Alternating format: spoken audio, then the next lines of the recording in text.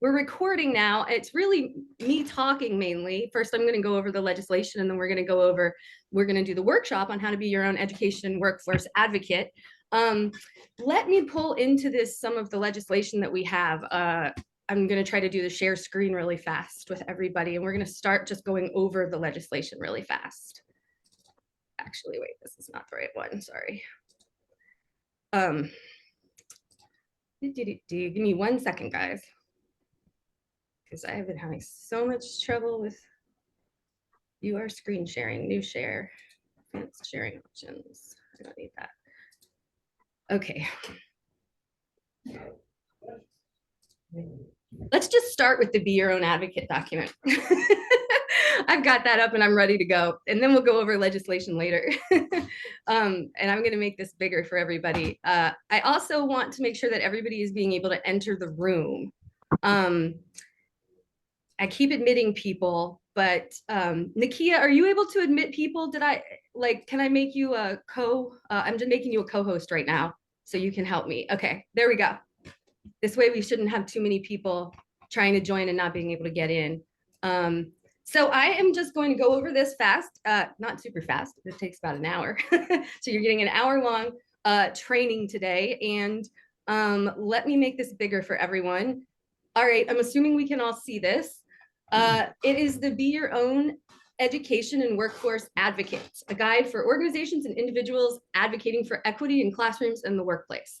We are talking here about advocacy and policy and organizing and direct action. We're talking about media relations. We're talking about a lot of different things. But first, we need to talk about how we strategically plan our campaigns, how we find the issues that we want to work on, what issues do we want to take on, what issues don't we want to take on, what issues do we oppose, what issues do we support. So we're going to start with a brief overview of advocacy in the US, kind of what's the advocacy landscape right now? What are we working with? How has it changed over the last, say, 40 years or so? We're then going to talk about your policy priorities. So what are those priorities? And we're going to talk about when the stars align in the policy landscape. So a lot can get done in policy when everything comes together, and basically we call this like a focusing moment. So we're going to talk about some times that that's happened in the past and how that really helped bump a campaign up and how that really helps get an issue there on the radar of the public and legislators. We're going to talk about common tactics from coalition building to power mapping, and we'll go all into that later. And then we're going to go over Advocacy 101, Michael Tinsley's Guide to Advocacy on the Hill. Michael's probably on the call too, and he wrote a really great advocacy report for the Hill, specifically for, I see you there, Michael, specifically for a very comprehensive report on going to the Hill. We've got maps of the Hill. We have everything that you could possibly need about learning how to talk to your legislator, and just answers all your questions. So any question you might have had about how to communicate to them, how to get a meeting, what to do once you have a meeting, all of that, it's going to be answered in this very comprehensive report. And then I'm just putting the word out at the end again. So I'll put it out here. Our NAPE's National Summit for Educational Equity is coming up this spring in April. And April 19th is the date right in the middle of that 3-day summit that we're going to be going to the Hill. So that is our Hill Day. And not only are we going to the Hill, if you don't want to walk the Hill or you can't walk the Hill, we're going to have 3 workshops that day.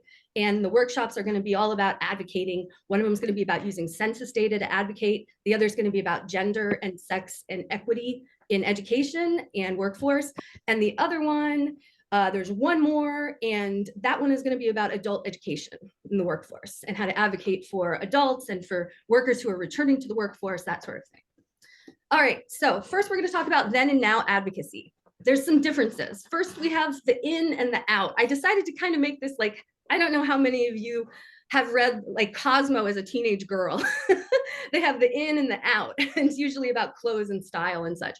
I'm making this about government, politics. So right now, a lot of what's in with policy, and I don't mean this is like, it's just stylish. I mean, this is like, it's in because this is equity. We have advanced to this state of equity.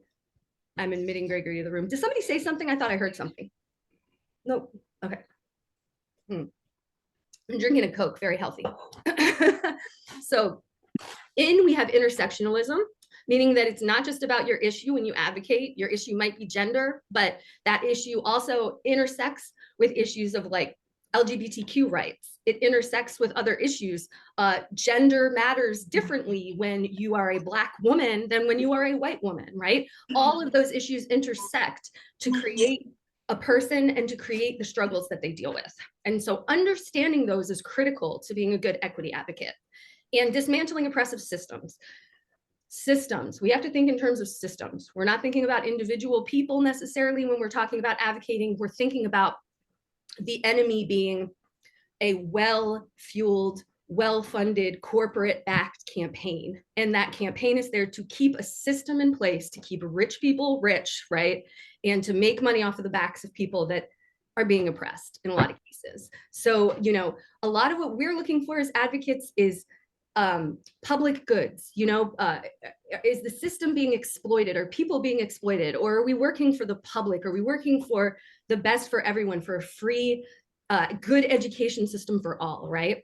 Out, I have issue silos, which means we're only concentrating on our one issue and we're not working with others to see how these are intersectional. Plus, working with others in coalitions on intersectional issues gives you much more power. And I have lip service around oppressive systems, where you say we care about systems, but it's clear that you don't, even in your own organization, where a lot of the people who are doing the direct work are people of color, but you sort of whiten as you get to the top. And the people who are doing the work and the people who have lived those lived experiences, they're not being listened to as much. So that's another, you know, problem. In is two-way comms, and I'm going to go over these a little faster. Social media, video podcast. Out is one-way communications. You know, in the 60s and the 70s, it was much more directed at you. This is the news, you sit down, you consume it. Now, it's very much the news pulling that tweet from Joe so-and-so who said something about that policy. You know what I mean? It very much is a two-way thing. Unfortunately, some of the bad stuff that we're missing is we're missing more careful, objective journalism, but we're starting to see that that's being funded a bit more now, which is good, and funded by like private philanthropies and foundations. And they're trying to do very hyper local journalism more, which is good. So we're going to get that back, I think, over time. Corporations as people, that's a big thing now after Citizens United, which was about 10 years ago, actually more like 14 years ago now. Citizens United made it so that basically corporations can fund political candidates. And since then, there's just been a lot of corporate money in politics. So we're not necessarily seeing the best and the brightest coming up out of, you know, they governed at a state level and now they're going to, you know, run. We're seeing people who've been bought and sold in some cases. Out putting profits over people, or at least admitting that you do that. I'm being snarky there, but yeah, you know, we talk about that a lot. There's a lot of times at corporations, you know, when they're doing advocacy, they will say like, or even environmental groups and such, they'll say that they are pro-environment, but they will be funded by a group that's really not. And so that can sometimes, you know, once people find out about that and start writing about that and whatnot, you're doomed. So as far as being an advocate, be honest. And I have that down here too. Corporate front groups are out. Dark money out. We see a lot of corporate front groups right now working on issues from parent bills of rights to everything else that you see that's happening in the media. And it's important to expose that because that's happening a lot. I have right now public-private partnerships, very in. You see the government helping with education, with all of these huge economic stimulus bills, all of these huge post-COVID bills. They're giving all this money to the states. And in a lot of cases, you have companies like Micron and these other companies that are also giving money to the states as well. And so this is helping with the policy work, with the programs on the ground. We're saying in direct action from your base, inclusion. Your base is the people that you work for, your clients. It's your advocate allies. It's the people that come to your Hill Day. You want to include them. You want to get them involved. You want them to be calling their representatives. You don't want to just be representing them, right? You want to teach a man to fish. You want to build power. Virtual Hill visits, I put those as in because ever since the pandemic, a lot of the visits have been virtual, and I put as out inadequate Hill security. I'm not necessarily just trying to be funny there, because when you go to the Hill now, there will be better security after what happened on January 6th. So you know, sort of expect that. In earned media. meaning we earned it. We got that media in the New York Times because our issue was just so interesting and needed to be talked about, and we needed policy change. We did not pay for an ad like BP after the oil spill, you know, paying for an ad to like stop regulations down after an oil spill. We're not doing that kind of thing, right? When you're working on issues-based work, you should be authentic, and you should be uplifting the voice of your base, uplifting the voices of students, parents, teachers, state workers. You know, you're uplifting their voices. Oops, I'm gonna go over, sorry, I don't know why I did that, wrong way. Going back to it. I said, unfortunately, in introducing extreme partisan legislation, we're seeing a lot of that, especially out of the House, but we're not seeing people necessarily say that they're doing it. So you sort of, it's hard if you're not reading all the bills right now to realize like some of what's coming out.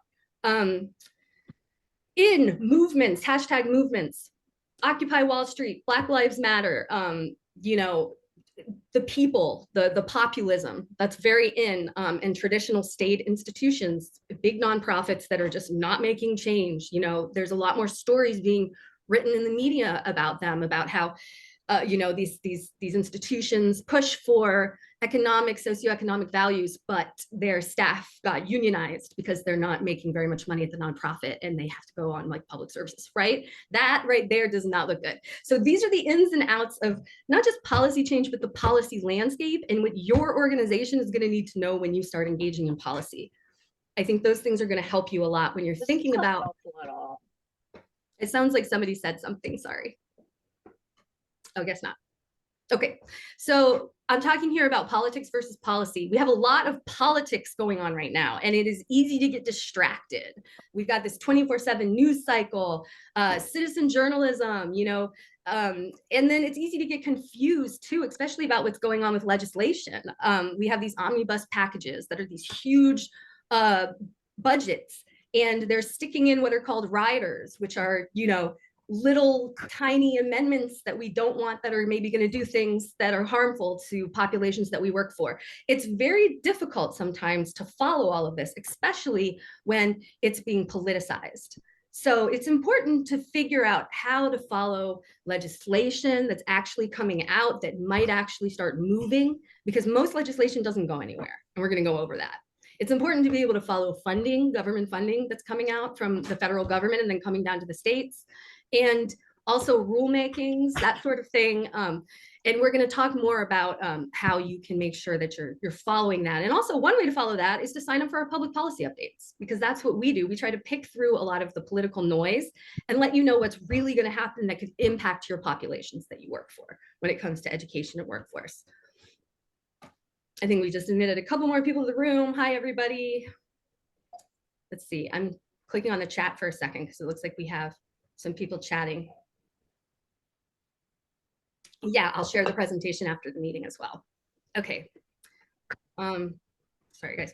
Let's go to the next page. Okay. I said some things never change. This is also about the history. So a lot of people like to say, oh, today everything is so extremist. You know, everybody's on these opposite ends of the spectrum.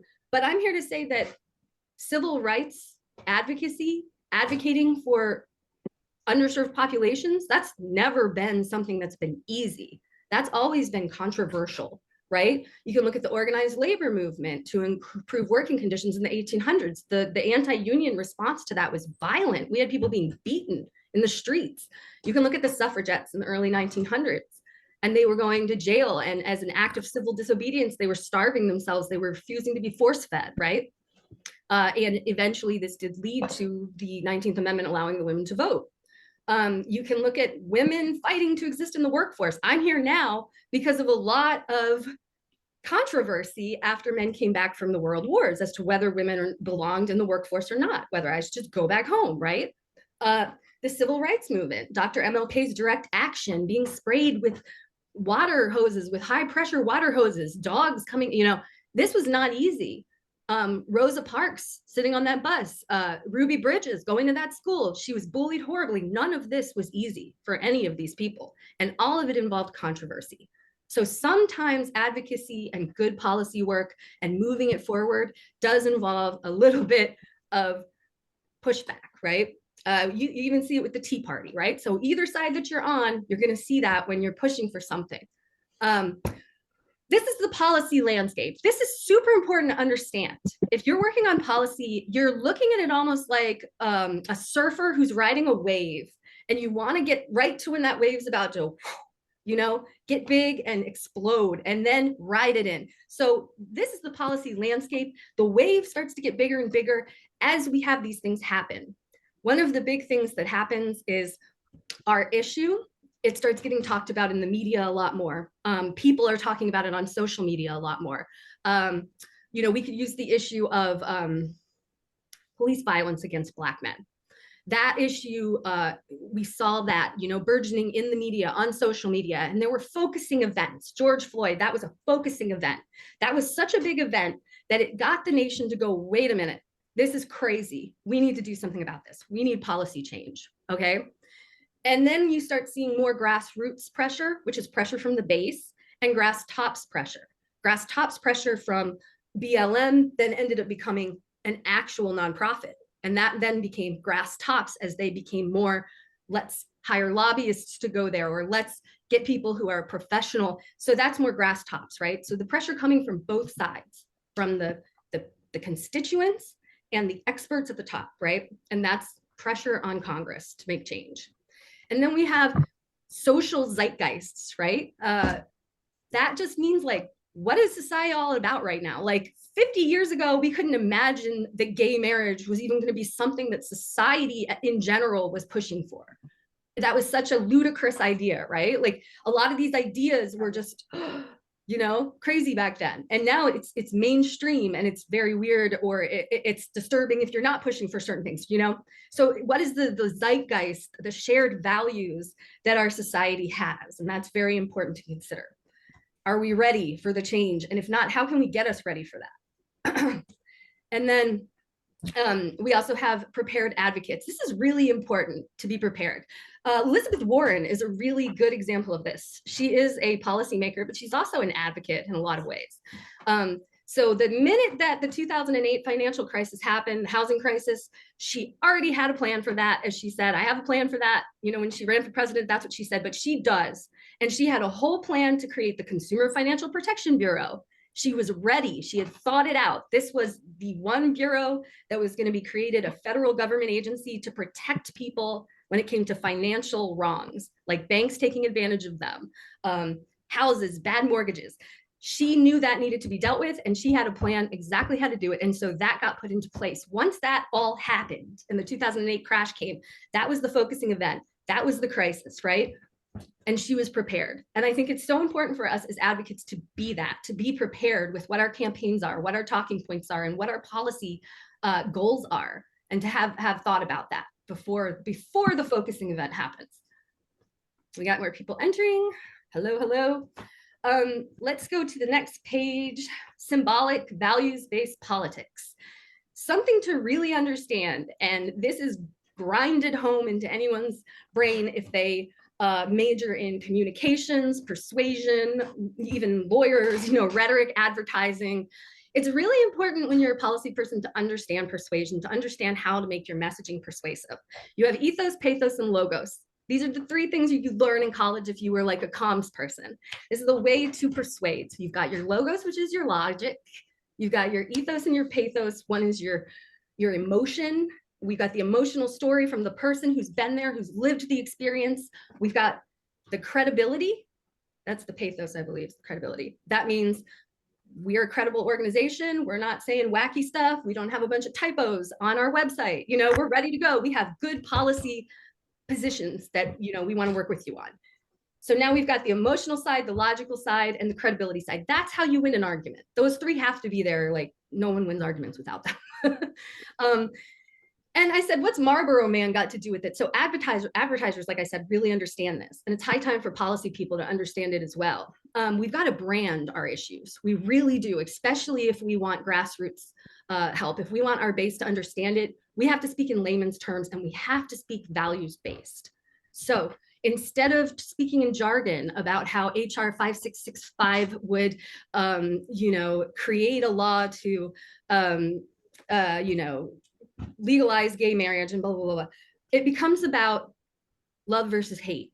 Literally, you'll see the campaigns with like Human Rights Campaign. You'll see those campaigns with the LGBTQ groups. They've brought it down to literally love versus hate, the values. Marlboro Man, freedom of choice. Look at him. He's in the background there. He's on his horse. He's riding away. You know, you come home from work, you're a man, you want some freedom. Go have your cigarette. So that cigarette means something more than just a cigarette. And so what you see, though, is you sometimes see these core values being co-opted by both sides. Like we'll see that now with the choice argument in school, freedom of choice, freedom of rights for what books your children are reading. And you would think that choice means more books, you know, educational books, and the more they're reading, the better. But other parents think, no, choice means I can choose what they're reading, and that I don't want them to read certain content. So that's a value that exists on both sides of the aisle. Is it being utilized? Is it being exploited by one side?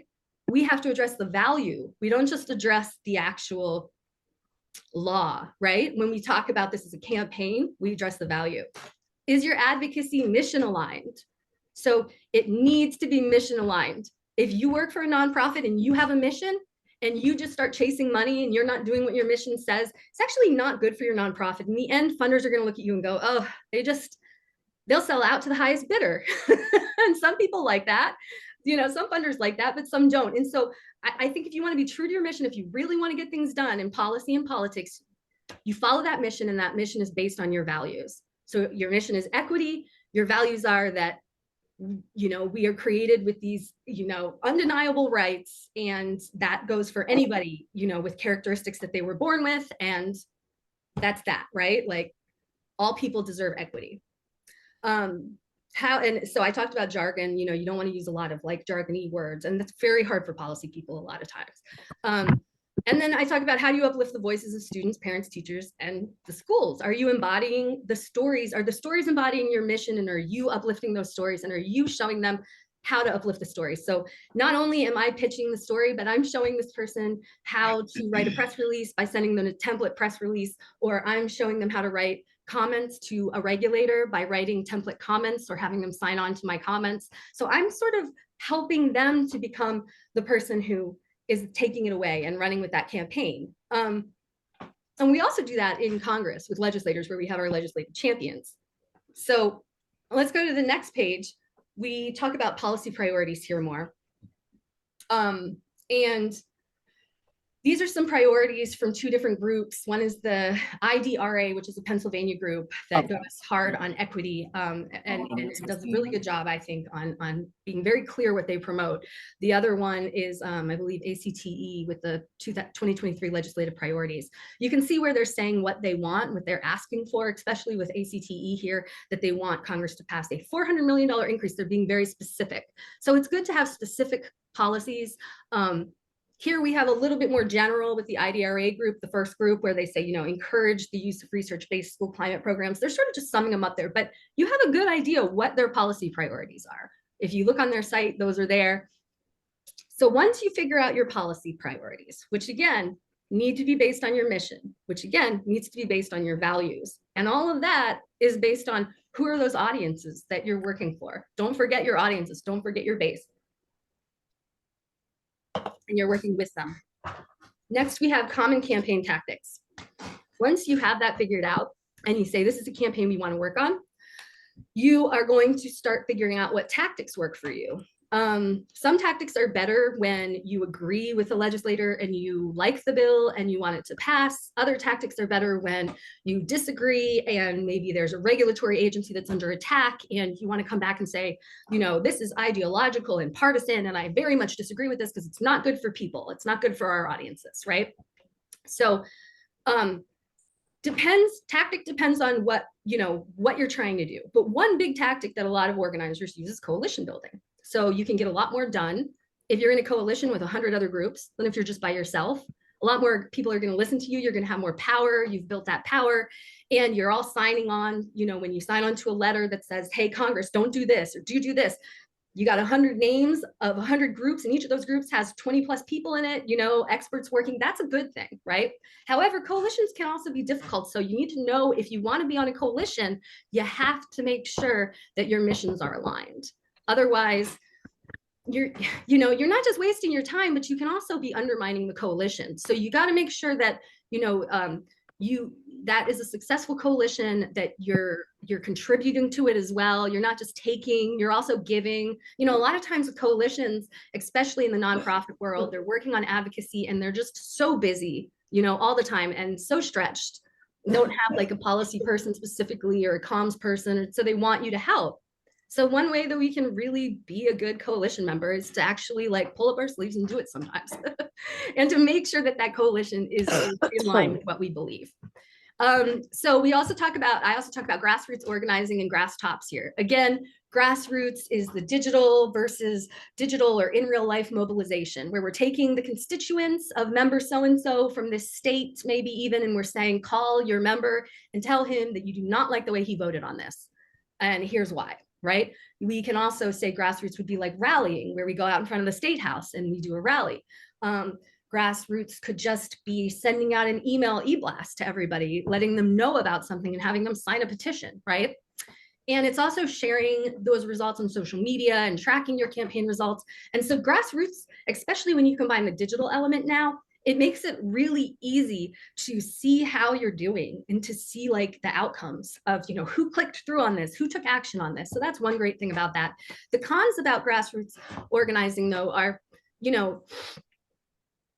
I don't think you want to use this as much when it's a bill that you agree with and you know that you're going to go to the Hill and you're going to work on that specific legislation with a member, right? This is more for an issue that you agree or disagree with, and you need to get people aware of the issue first, because the members don't really care about it that much yet, right? So, or they care about it, but they're doing the wrong thing about it.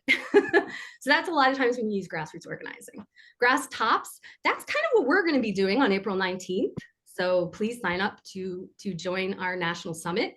And we are going to be walking the Hill, and we're going to be the experts and the people who have, also we're also going to be sort of grassroots, because we're the people who have taught at the schools, who have seen the equity issues, who are there to talk about what we see.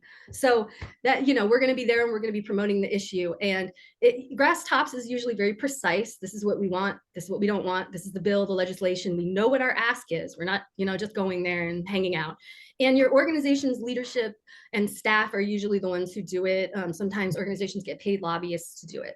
And then another common campaign tactic is using data and findings. A lot of organizations will take data, even data that the government has used. For instance, I'll give you an example. When I worked with the National Alliance to End Homelessness, I worked with their Homelessness Research Institute, and my job was to get that data into a story, into a narrative, and get it out there so that policymakers would want to work on it.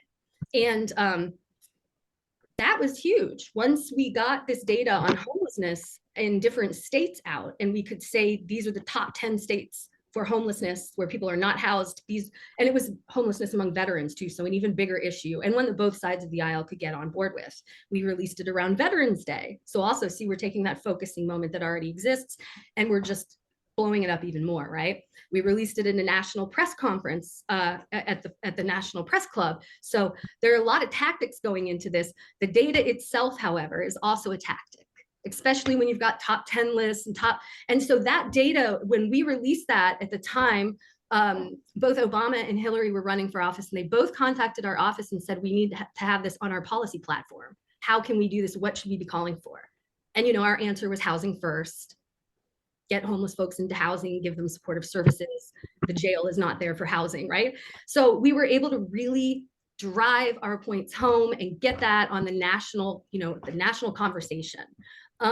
Expertise. Oh, also under data findings, I have FOIA documents, whistleblowers, sting operations, amicus briefs, and public records. Yes, advocates use these. Good advocates know that they need to follow the money in a lot of cases, especially when there's front groups and things like that. They need to figure out like why somebody might possibly be promoting such a crazy idea, right? And so sometimes you need to FOIA a document from, from the government and say, Why would you allow this certain thing to pass, right? I can give you an example. When I was working at the advocacy group Food and Water Watch, we were trying to stop genetically engineered salmon from hitting the food market. It would have been the first genetically engineered food animal ever to hit supermarket shelves. And there hadn't been any studies on whether or not it was safe for consumers, and no studies on the environmental impact when these mutant salmon got out into the waters. And these salmon were mutant salmon. They were very big with muscles. They were actually genetically engineered between a salmon and a creature called an eel pout. Very gross, right? They were not going to be labeled as such when they hit supermarket shelves. And they were about to be passed by the FDA. So we made sure that people knew about that. We rebranded it the Frankenfish. We FOIA documents from US Fish and Wildlife Service to figure out what was going on. And we found out that they said they were very worried about the fish. And they said, the FDA, who was going to pass the fish, who was going to approve it, we found out Fish and Wildlife Service said about them, haven't they watched Jurassic Park? And that was a huge press release, and everybody, oh my gosh, our own government is scared that this is going to turn into a crazy Jurassic Park experience. So, that kind of thing where you FOIA something and you can get it into the news and you can use it so that regulators are seeing it and you can take it to your regulators. That's big. And at the same time that we did this, we collected over 200,000 signatures from people that we put in a big box and we literally dropped off at the FDA. And this was after a big press conference we had in front of the White House about the salmon. So you use all of these tactics for one campaign, for one issue, and you put that issue that's the issue. That's what people are talking about now, right? And that's not just the media, that's not just the public, it's also legislators. So you're making sure you're taking it to your legislators as well. Expertise is the last one. You want to make it so that you or your executive director, or whoever it is that is your expert, is providing reliable statements to the media, to legislators, hot takes, templates to your allies, to people that maybe don't have a policy person, sending that out, helping community-based organizations that are smaller to know how to respond to federal initiatives that impact their state, right? You're helping them to understand it. Congressional briefings and testimonies, you're going to the Hill, you're offering your expertise on housing or on education or on complex career and technical education, right? They want that. They need that help. Advice and comments for regulators. So the government will ask for comments quite a bit on everything from right now. We're doing comments on the data that's being collected around students and just about around everyone, basically census data. And is that data that's being collected enough, or are we not collecting diverse enough data? Are we not collecting enough data around race? And so, the government frequently asks, what do you think about this initiative? Is it equitable? How is it going to actually impact your school, or your students? So it gives you a seat at the table, as I say here. This right here is a common grassroots tactic that I was talking about. This is a digital e-blast, I just call them. Our schools, our stories, our future. And this one is from NEA. And they have a separate sort of NEA, I believe, probably a 504c3, which means that they can do more, they can do basically unlimited lobbying, whereas a normal nonprofit, like most nonprofits are 501c3, sorry, they're probably a 501c4 where they can do more lobbying. 501c3s aren't supposed to be doing a significant amount of lobbying. And we could talk about that forever, but basically, when you're a nonprofit like a 501c3, they're seeing lobbying as when you say, vote for this legislation, vote for this person. You're being very specific, especially vote for this person. Lobbying is a lot of times saying the candidate, right? If you avoid that, you generally avoid what's considered lobbying. But if you go to the Hill, of course, and you're saying, to members on the Hill, vote for this or, co-sponsor this legislation, that's lobbying. I'm talking about when you're talking to people like this and you're sending out emails or you're tweeting, it's not really lobbying until you say, vote for this candidate in most cases. So you're pretty free to do a lot more than you think, than a lot of nonprofits think they're free to do. And I recommend getting on specific workshops for that, where they really go in depth about what is and is not lobbying for a 501c3 and a 501c4. But this is also a great example of engaging your base, mobilizing your base, getting them involved and making them feel like they're a part of your organization, because they are. Next one, more about empowering your base. This is a quote I really liked from Midwest Academy, which is where I was trained. Midwest Academy is a leading training institute for strategic issues-based organizers. They specialize in progressive social economic justice type organizing. So one thing that they say here is that these organizations like yours, like mine, that work on these issues are helping to foster grassroots democracy. For instance, when we talk about education, we talk about a free, fair education system, we have to understand that that is actually under attack right now, that there's a lot of efforts to privatize our education system, and there's a lot of efforts to undermine it right now in order to eventually privatize it. So a lot of what we're seeing is a larger effort to do that, right? And that is an attack on democracy itself in a lot of ways. So in the process of building organizing, we build a powerful organization, but we also build one that can win issues of real concern in our communities. Is my kid being educated correctly? You know, this is concerning. Can my kid go to school and not be bullied, you know, for their identity? We build a sense of community, common unity, a coming together of people who have similar hopes, aspirations, and dreams for themselves. And then they say, and this part's really important, building community without power only reinforces a sense of hopelessness.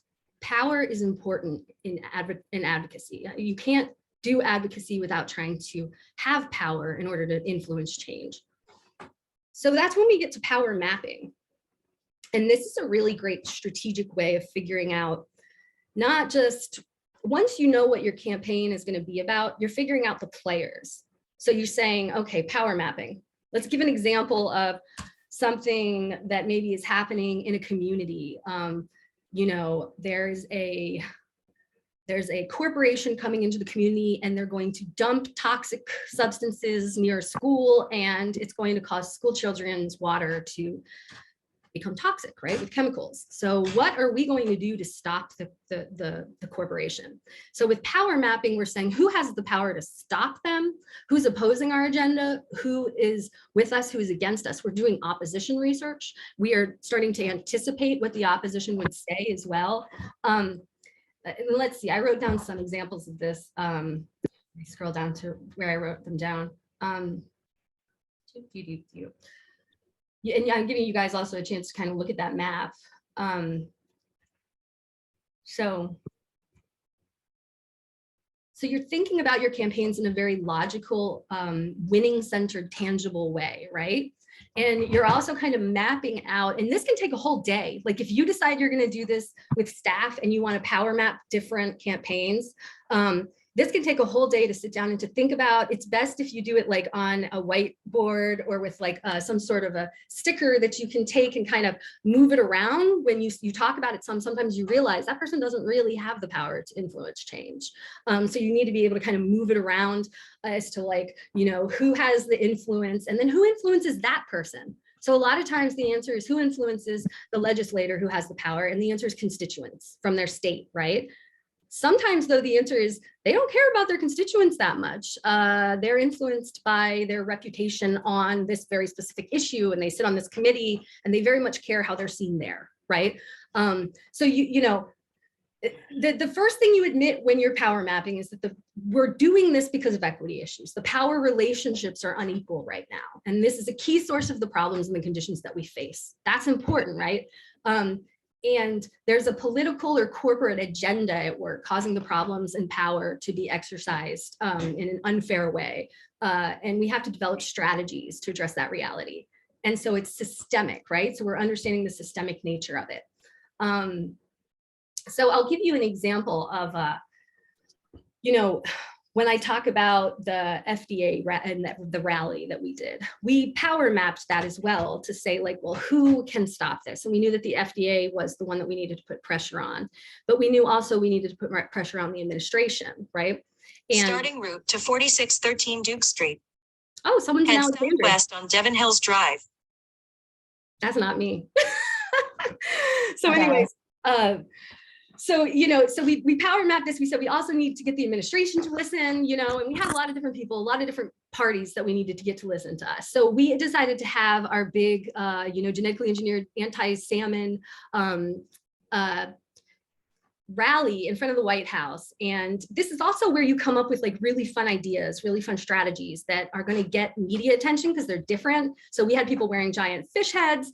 We had Ben and Jerry's at the rally giving away free fish food ice cream. So people were coming and getting the ice cream coupons and listening and learning about it, and then going into Ben and Jerry's in DC and getting, and this was all in front of the White House, right? So the White House knew about it. We invited tons of media.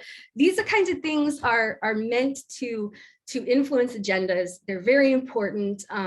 And you know, it takes a while to get good, I think, at power mapping and to like really sit there and flesh it all out. You're not just looking at, you're looking at thought leaders sometimes too. You're just looking at loud people who are similarly aligned, like coalitions, leaders in your community. Yeah, you know, so you're also looking at your constituencies. This is another one. So let's say one of your constituencies that's more of a loose constituency, but they also have power. They just need to be organized. Let's say you're looking at health insurance. So your constituency would be like people in their early 20s. Let's say this is pre-ACA, you want to influence the Affordable Care Act, and you want to add people who are younger. So you're looking at people with pre-existing conditions. You're looking at people who are in their early 20s. You're looking at disabled people. You're looking at hashtag insulin for all, you know, the people who do the affordable access. And you're looking at these intersectional issues as well. So this is bringing it back to intersectional. And while you're thinking about all of these things, and you're thinking about the power dynamic, you're also thinking about that legislative landscape and these issues that are about to break. And you're also thinking about, how do I make the issue break?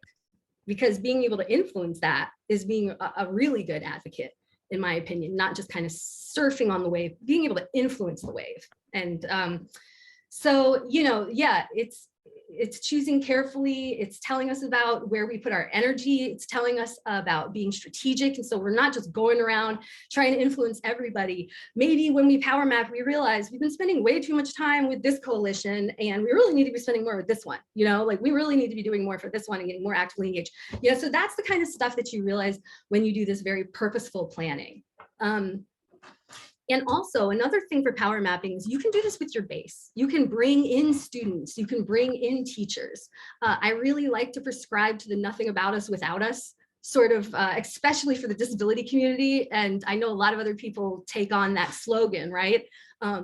You're not going to understand your base the way they understand things. So if you can bring them into some of these sessions where maybe not just power mapping, but you're bringing them into a focus group, you know, where you're talking about how these high-level policies are implementing their real lives, that's all very important too. So that's the end of my advocacy presentation, Advocacy 101. There's a lot more we could go into, but this gives you a really good idea of how to create a strategic advocacy campaign that has impact based on what's happening around you and considers all of the different major strategies that we can use. Hey. So does anyone have any questions from that? Because next I'm going to go on to the legislation and kind of go over some of the most recent legislation, what's happening in Congress. I see the chat. I'm going to go to the chat real fast. Are you asking, Lauren? Yeah, I can email out the presentation after this. Brittany is trying to get back in. Oh, Brittany's in. Okay. Lauren, I think those are your private chats. They're not in the main chat, so you can just go ahead and switch over to legislation. There's nothing in the main chat. Okay, I didn't think so. Yeah, just making sure. Okay, let me see. So I've got to get the well, first I'm going into Michael's Hill guide before I go into legislation, actually, because this is this is an amazing comprehensive guide on the Hill. I mean, like, you can't get more comprehensive than this. Let's see. So I've got to go to share screen again, and Michael Tinsley's Hill guide. Okay. So Michael, who is one of our public policy committee chairs and also on our board, he has created this really great guide for everybody on the Hill. And honestly, I learned things from reading this too. Okay. First, we're going to talk about fly-in advocacy. That's what we call Hill Days. That's where you come in, you being our allies, our base, our community-based organizations we work with, our teachers, our LEAs, SEAs, all the people that work with NAPE and support our issues. You come into DC and you get to talk to your members of Congress at a national, federal level about the issues that impact you. And those, you know, we are representing those issues as well.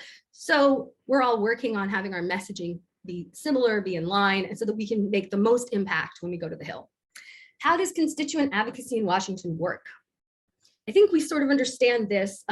You've got Congress and the White House. Congress, you know, puts the laws through, the White House signs off on them. And we're going to go into how this works because it can get kind of confusing. But basically, during fly-ins, constituents come to DC, they meet with their legislators. It's good for showing support. It's good for telling your stories. It's good for asking for change. It's good for showing data and asking for new policies and basically helping to get sign-ons for bills that are burgeoning, that are coming up in Congress as well. So if you've got something that you're working on with a coalition, like if NAPE is working on something like the SAFER Act, this is a good example, to protect women and girls in education and in the workforce, we can say, hey, why don't we have our fly-in members talk to Congress about the SAFER Act since we're working on it. And we're promoting it also with the National Women's Law Center, with the Leadership Conference on Civil Rights. And now I'm just name dropping, but you see what I'm saying. Like, it's a good thing because they're hearing about it from everybody at the same time. Members of Congress want to hear from you. They really do, especially if you're from their state, you're their constituent, and they got elected because of you and people like you. So, and even if you're not the one that elected them, they still want to hear from you. So they want firsthand stories. Like I said, I'm a teacher and this is what I'm seeing in my school. And it's, it's really challenging and it's disheartening. And it's not just in my school. My friend is a teacher, she's seeing it in hers. They want personal stories. And they want to know how it's not just impacting you, but it's impacting the district, the state, because they want to avoid bad press. Keep in mind, they don't want egg on their face. So if they can, pass a law that is going to quickly and easily solve an issue that is going to become a bigger snowballed issue for them, why not? Although a lot of laws don't pass. So we're going to talk about that next. Okay. Yeah, this just talks about different advocacy strategies. And we see that in-person visits and contact from constituents, that is huge. Like I said, constituents from their state. Individual email messages are also big. And we talked about some of that with the grassroots advocacy and how they're also easier to track and very easy to cultivate your email list. So when we talk about cultivating donors and fundraising, we're talking about taking them from $10 donations a month up to 20, right? When we talk about cultivating people when it comes to organizing, we're saying, Joe Advocacy from Wisconsin, he loves to write Congress. He takes action every time. We can see he's doing that. So now we're going to ask him to help lead a rally that's happening outside the State House. We're going to try to help get him more involved and give him some more responsibility and create more advocates who are working with our organization. And then you have individual postal letters like snail mail and all that, not read as much, not even as easy to send. So maybe I'm biased, but. Lauren, I don't want to interrupt you, but I want to just highlight we're at time. Okay. Just in case people have to drop off. I know we started late and our apologies, everybody. But just, highlighting that because yeah. Totally understandable if you got to drop off, and we'll be sending this out as well. So talk about how success in the advocacy space can take time. Only 5 to 6% of bills. I actually thought it was lower. I thought it was like 2 or 3%. Actually, I think that actually get passed might be 2 or 3%. So 5 or 6% make it to the House or Senate floor. That means that most of them, they just sit there and they stall and nothing happens. A lot of legislation is written because of ideological sort of nonsense, right? I get elected, I promised my constituents that I'll build a wall, and so I am going to create a piece of legislation about a 100-foot wall. It's never going to happen. I don't even have a funding idea for it. But hey, I wrote the bill and now my constituents are happy and it exists, but it's not going anywhere. No one's going to vote for it in the Senate. You know what I mean? So there's a lot of that where people get really upset. They go, the sky is falling. Oh my gosh, who would write a bill like this? But that bill is not going anywhere. It's kind of important to know. So yeah, not very many make it anywhere. So we'll talk about that a little bit later too. Members of Congress and their staff, you are most likely going to meet with a staffer when you go to the Hill, and especially if you have like a Zoom meeting with them or a phone meeting. Hill members are super busy. If you're at the Hill and you hear the bell ring, that means that they have to go vote, and literally they just run out of the room. You might be halfway through talking to a staffer about the papers that you brought with your talking points and your bills and legislation, and the senator comes in and he's like, oh, don't mind me, or she's like, oh, I'm just gonna sit here. And then you just keep going, right? But you're probably gonna meet with a staffer. That does not mean that they're any less than, okay? Just because it says aide at the end of their name, like legislative aide or legislative assistant, doesn't mean that these are not the people speaking directly in that Congress member's ear and recommending that Congress member pursue this more or that's not an issue that's going to matter for our state or our constituency. So that does matter, how you treat them and how you educate them on your issues. Very much matters. So these are some of the lists of people you might meet with instead of a member. And this is another list of legislative aides, legislative directors. And so you can see that legislative assistants, they tend to be younger, in their 20s. And so a lot of times I think they do like, Zoom and phone calls, but where you're on a call with like 4 other people. 2 of them are from the state. You're the expert with the national data. One of them is from a veterans group, you know what I mean? And you all know what you're going to say. You've gotten that call practiced, you've gotten it ready, and we'll talk some about practicing those calls. But yeah, that is something that is becoming more of a thing nowadays, especially post-pandemic, where you don't necessarily have to go to the Hill. And I think this is a really good thing for people with disabilities. It's a great thing for people who don't live in DC. But Hill fly-in days are very impactful because it's not just 1 or 2 people. Like for our summit, I think we're going to have over 150, probably at least over 100 going to the Hill at once. So it's a big deal. And again, we talk about FaceTime with members, harder to come by. Members, yes, they're on the Hill a lot. Staffers might be easier, like I said, because they're younger and they're used to connecting virtually. Legislative process, how a bill becomes law. This is so important to know. And it's so dry. And like, if you don't like it, go to YouTube and watch that song, I'm a bill, I'm just a bill on Capitol Hill. That'll also tell you some about it. But this isn't like a sort of a best case, most basic scenario. You'll also find that a lot of times it's like, well, something changed, and now, the bill is getting pushed through faster. And well, how did that happen? So there's a lot that can happen. But basically, you have the bill being introduced in the House or in the Senate. We have 100 people in the Senate and 465 in the House? I don't know, 430. Anyway, I'm so bad at the numbers. We have our House and our Senate. In the Senate, you have to be 39 to run, 39 years old. In the House, you have to be 25, I believe. So you see the Senate has less members. It's a little bit more serious. It's considered a little bit more, the House has all those members and a lot of legislation coming out of it. And just because it comes out of the House or it passes the House doesn't mean it's going to pass the Senate in a lot of cases. So first it passes one, it's referred to committee. A lot of times when you look up a bill online, you'll see it says referred to committee. And you're like, what does that mean? That just means that the committee, whether it's the education committee or it's a committee on, the Ed and Workforce Committee is one. So the committee that deals with the issue, they're going to be looking at the bill and they're going to be marking it up and debating it and analyzing it and changing it and making it better to what they want it to be. And then it goes for floor debate after that, where it's debated on the floor of the House or it's debated on the floor of the Senate. House just needs a simple majority to pass, Senate 3/5 majority and needed to end the debate. This is like kind of getting really, you just got to memorize this stuff basically if you want to know it, and you got to watch it happen a lot. It's easier to memorize it than it is to spend years going, oh gosh, this is how it works. And it does change a lot sometimes it surprises you how these things happen. A lot of times legislation will pass as a rider, like I had said, like as part of an appropriations act. A lot of times it'll pass as an emergency. We saw a lot of that with the big post-COVID funding, where there'd be an emergency bill that was enormous and no one even knew what all was in it. But oh, it's an emergency, we have to pass it really fast. And that's how a lot of things get passed. We're going to see a lot less of that now, though, because trillions went out to that. And the government is now going, we're in debt. We got to stop spending. So we're going to see a lot less of that moving forward. But so then, the legislation goes to a final vote. It can go to a subcommittee first that is going to look at it even closer and scrutinize it. It's going to go to a final vote. If both chambers pass the bill identically, which I don't think that happens very often, it's sent directly to the president. If they pass different bills, which is more typical, I think, then again, they have to find a compromise.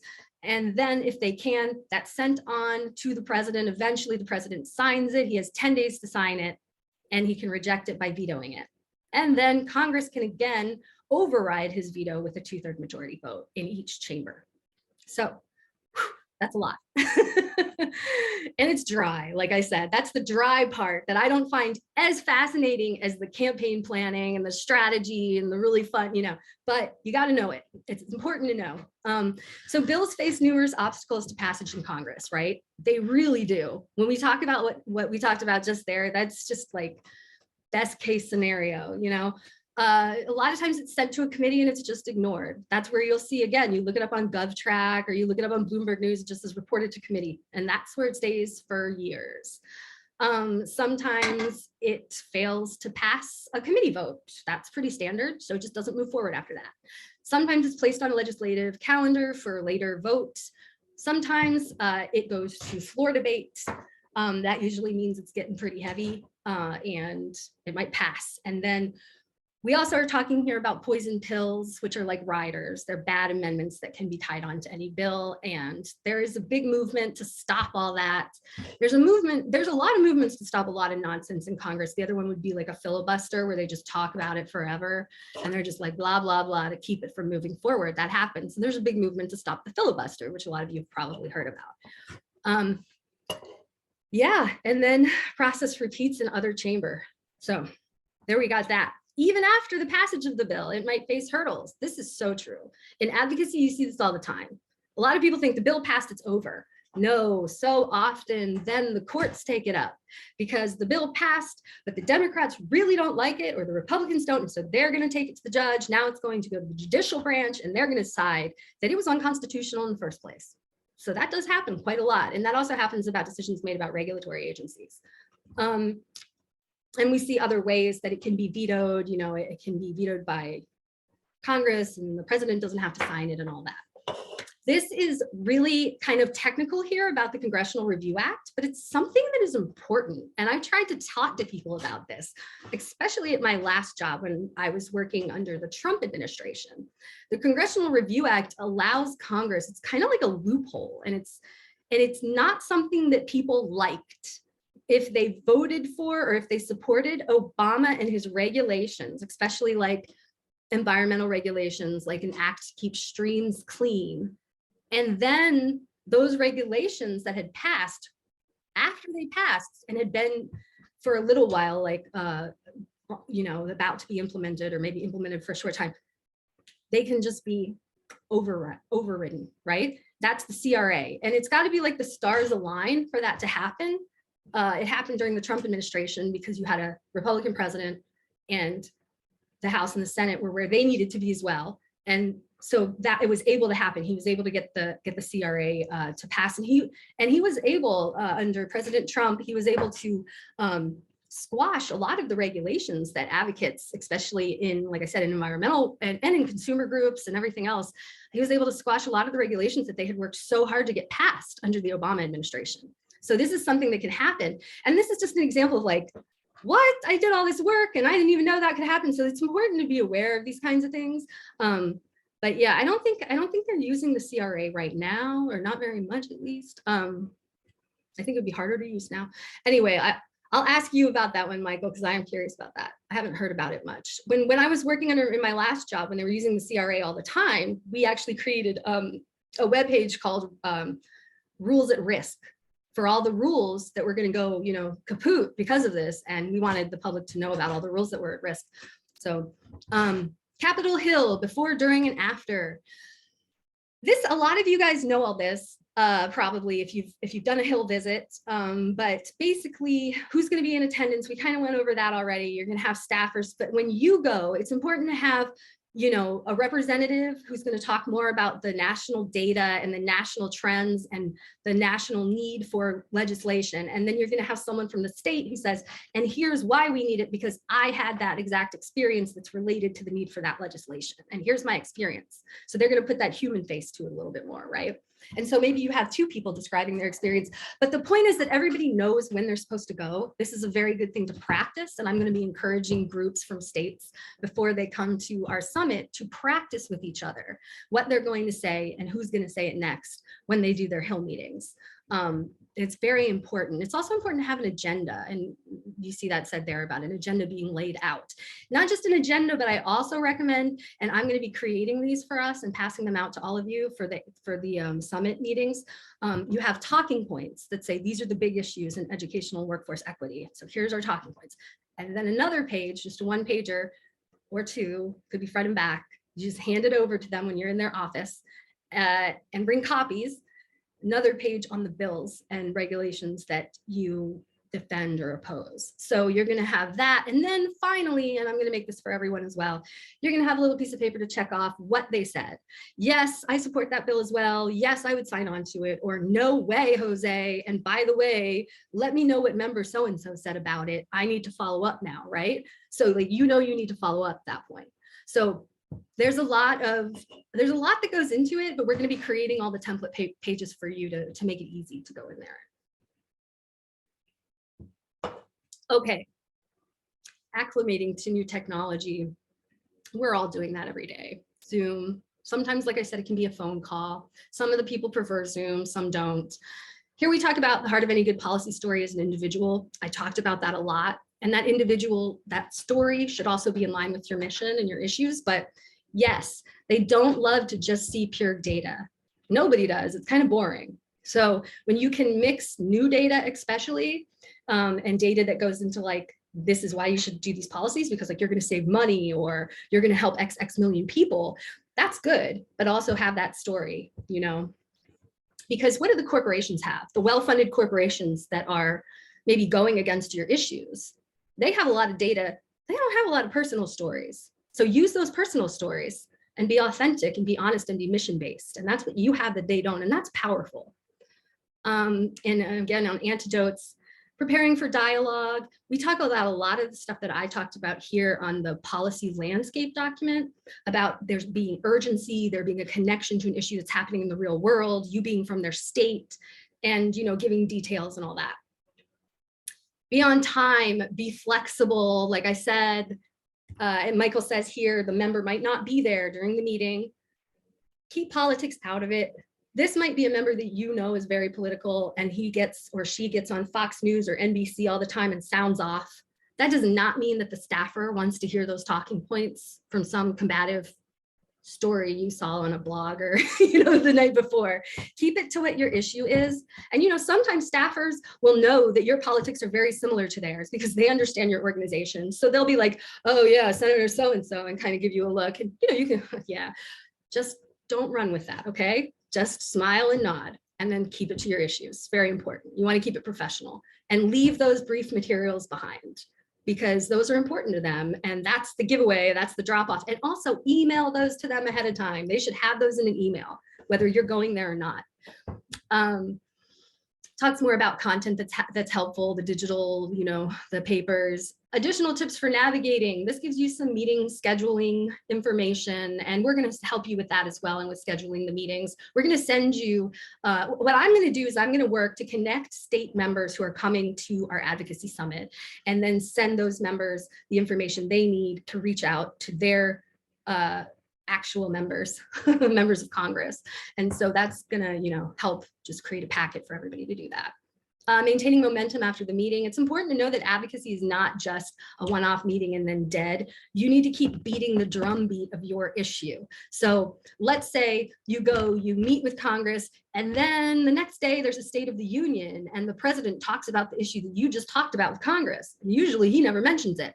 Write them, say, hey, did you hear this? It was in the State of the Union. This is a big deal, follow up. If you see that they put out a press release and you sign up for their press releases on their website, sign up for their tweets, now you're engaging them on Twitter, two-way, like I said, very important. After meeting with a member of Congress, send a thank you email, attend events in the district when they go home and they're having a town hall event. You can go to that and you can raise your hand and you can ask a question out loud that makes them have to answer, right? Like you can ask a question about, do you or do you not support this equity bill, right? And what their answer might end up in the news the next day. So these are important things to do to make sure that they know that you're watching these issues and that you are going to make sure that they're accountable to the issues as well. Lauren, Sorry, I don't want to interrupt. I just want to highlight that we're right at the We're hour. right at the end. Okay. I did send out all the legislation for everyone to go over. Michael, do you want me to go over the legislation or just kind of let everybody go over that on their own? Yeah, if they've got questions, obviously they can email us. But yeah, since you've emailed it out. Yeah, everybody's got a list of the most recent legislation that is relevant to equity, workforce, and education that's come out in Congress over the last couple of months. Also, we have a briefing on what's going on in Congress right now, including the president's proposed budget. So there's a lot about that and some events and things that are happening with regards to Perkins and STEM.